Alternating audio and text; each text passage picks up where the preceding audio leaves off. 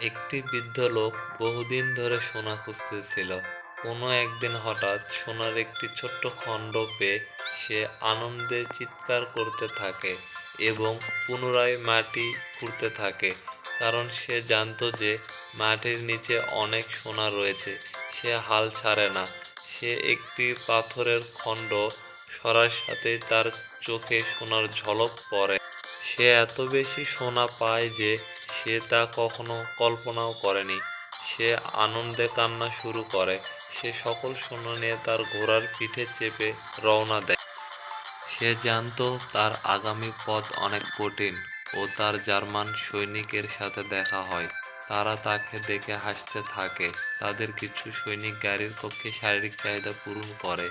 এক সৈনিক তার দিকে গান তাক করলে কমান্ডো বাধা দেয়, বলে সামনে এমনিতেই মারা যাবে। সে কিছু ঝুলন্ত লাশ দেখতে পায় যা সে সৈনিকেরা মেরেছে। তখনই তার সামনে ভয়ঙ্কর কমান্ডো পড়ে।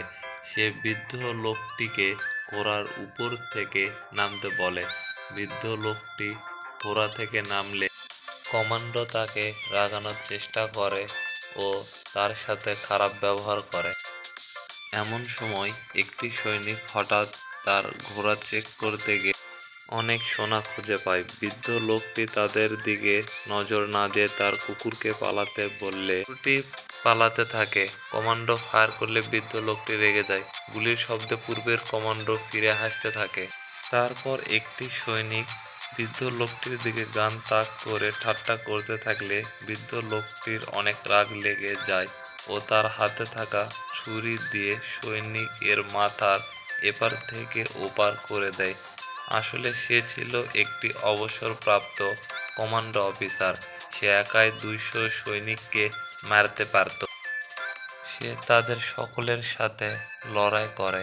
এক পর্যায়ে তাদের সকলকে মেরে সে তার সোনা নিয়ে চলে যায়। এরকম সব মজার ভিডিও পেতে আমাদের চ্যানেলটিকে সাবস্ক্রাইব করে আমাদের পাশেই থাকুন।